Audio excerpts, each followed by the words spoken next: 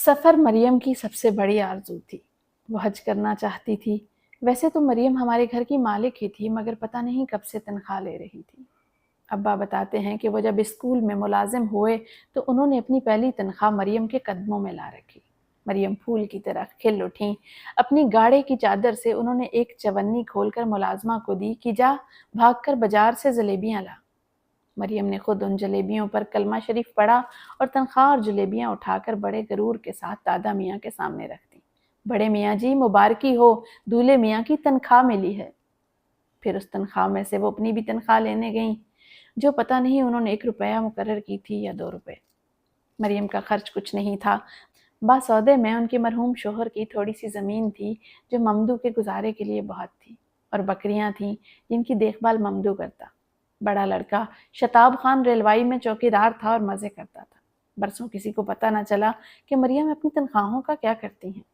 پھر ایک دن وہ ڈھیر سارے روپے، میلے کچیلے نوٹ اور ریزگاری اٹھائے ہوئے ابا کے پاس پہنچی اور انکشاف کیا کہ وہ حج کرنے جا رہی ہیں۔ کرائے کی یہ رقم ان کے برسوں کی کمائی تھی۔ یہ مکہ مدینہ فنڈ تھا جو مریم خبر نہیں کب سے جمع کر رہی تھی۔ ابا نے گن کر بتایا کہ 9 سینکڑے 3 بیسی 7 روپے کچھ آنے ہیں۔ مریم کو اس سے کیا غرض کہ وہ کتنے ہیں؟ وہ تو سیدھی سی بات پوچھ رہی تھی کہ ان سے مکے مدینے کا ٹکٹ مل جائے گا یا نہیں؟ ابا نے بتایا کہ بے شک مل جائے گا۔ مریم نے تیاریاں شروع کر دیں۔ وہ اٹھتے بیٹھتے چلتے پھرتے گنگناتی رہتی کہ خواجہ پیا ذرا کھولو کیوڑیاں۔ ان پر مکے مدینے کی کھڑکیاں کھلی ہوئی تھیں اور ان کھڑکیوں سے نبی جی کے مقدس پیرہن کی خوشبو چلی آ رہی تھی۔ کسی نے چھیڑنے کو کہہ دیا کہ تم کو ڈھنگ سے نماز پڑھنی تو آتی نہیں، قرآن شریف تو یاد نہیں، پھر حج کیسے کرو گی؟ مریم بپھر گئیں۔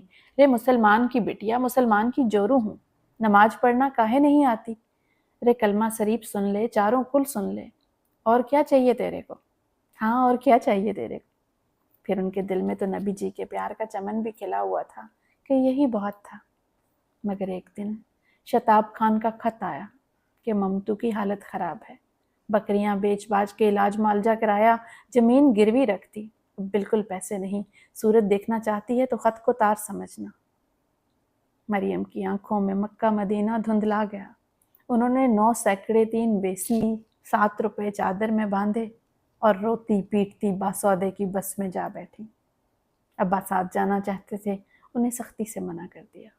ممدو تو ان کی ذمہ داری تھا، وہ کسی اور کو کیوں اس میں شریک کرتی؟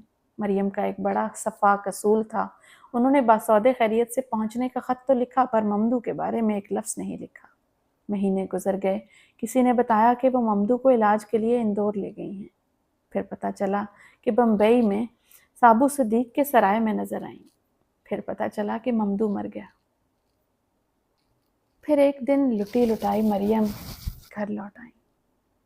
میں اسکول سے گھر پہنچا تو دیکھا کہ مریم صحن میں بیٹھی اپنے مرے ہوئے بیٹے کو کوس رہی تھی۔ رے حرامی تیرا ستیہ ناس جائے، رے ممدو، ارے بد جناور، تیری قبر میں کیڑے پڑے، میرے سارے پیسے خرچ کرا دیے۔ اے دلہن، میں مکے مدینے کیسے جاؤں گی؟ بتا رہی دلہن، اب کیسے جاؤں گی؟ ابا نے کہا میں تمہیں حج کراؤں گا۔ اماں نے کہا انا بوا ہم اپنے جہیز کے کڑے بیچ دیں گے، تمہیں حج کرائیں گے۔ مگر مریم چپ نہ ہوئی۔ 2 دن تک روتی رہیں اور ممدو کو کوستی پیٹتی رہیں۔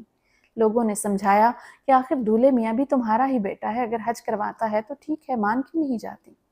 مگر مریم تو بس احسان کرنا جانتی تھی، کسی بیٹے کا احسان پھر اپنے سر کیوں لیتی؟ انہوں نے اپنی کمائی کے پیسوں سے حج کرنے کی ٹھانی۔ ممدو کے مرنے کے بعد مریم شاید ایک دفعہ اور باسودے گئیں اپنی زمین کا تیا پانچا کرنے۔ پھر اس کے بعد باسودے کا زوال شروع ہوا۔ مریم کے چوڑے چکلے میواتی سینے میں بس ایک ہی شہر بسا رہ گیا، ان کے حجور کا شہر۔ وہ اٹھتے بیٹھتے نبی جی حجور جی کرتی رہتی۔ کبھی یوں لگتا کہ انہیں قرار آ گیا ہے، شاید اس لیے کہ ان کے بھولے بھالے منصوبہ کار ذہن نے ایک نیا مدینہ فنڈ قائم کر لیا تھا۔ ابا نے بڑے شوق سے لحاف سلوا کر دیا، مریم چپکے سے جا کر بیچ آئیں۔ عید آئی، مریم کے بھی کپڑے بنے، خدا معلوم کب کتنے پیسوں میں وہ کپڑے بیچتی ہے۔ ابا اماں سمیت ہم سب کو جو ایک ایک آنا عیدی ملتی تھی فوری طور پہ بند کر دی۔ پیسہ پیسہ کر کے پھر مکہ مدینہ فنڈ جمع ہو رہا تھا۔ سب ملا کر 560 روپے ہی جمع ہوئے کہ مریم کا بھلاوا آ گیا۔ مجھے معلوم نہیں کب اور کس طرح چل بسیں۔ میں گرمیوں کی چھٹیوں میں اپنی خالہ کے گاؤں گیا ہوا تھا۔ واپس آیا تو اماں مجھے دیکھ کر پھوٹ پھوٹ کر رونے لگی۔ منجلے، تیری انا بوا گزر گئیں، لڑکے تجھے بگاڑنے والی گزر گئیں۔ ابا نے مجھے حکم دیا کہ میں مریم کی قبر پر ہو آؤں، پر میں نہیں گیا۔ میں کیوں جاتا؟ ٹھنڈی مٹی کے ڈھیر کا نام تو مریم نہیں تھا۔ میں نہیں گیا۔ ابا ناراض بھی ہوئے مگر میں نہیں گیا۔ لوگوں نے بتایا کہ مریم نے مرتے وقت 2 وصیتیں کی تھیں۔ ایک وصیت تو یہ کہ تجہیز و تکفین انہی کے پیسوں سے کی جائے اور باقی کے پیسے شتاب خان کو بھیج دیے جائیں۔ دوسری وصیت کا صرف ابا کو علم تھا۔ اماں کے کان میں انہوں نے مرتے وقت کچھ کہا تھا جو اماں کسی کو نہیں بتانا چاہتی تھی۔ میں یہاں آ گیا۔ 15 برس گزر گئے۔ 65 میں ابا اور اماں نے فریضہ حج ادا کیا۔ اماں حج کر کے لوٹیں تو بہت خوش تھیں۔ کہنے لگی، منجلے میاں، اللہ نے اپنے حبیب کے صدقے میں حج کرا دیا، مدینہ طیبہ کی زیارت کرا دی اور تمہاری انا بوا کی دوسری وصیت بھی پوری کرائی۔ عذاب ثواب جائے بڑی بی کے سر، ہم نے تو ہر ایک گنبد کی طرف منہ کر کے کہہ دیا کہ یا رسول اللہ، باسودے والی مریم فوت ہو گئیں۔ مرتے وقت کہہ رہی تھیں، نبی جی سرکار میں آتی ضرور، مگر میرا ممدو بڑا حرامی نکلا، میرے سب پیسے خرچ کرا دیے۔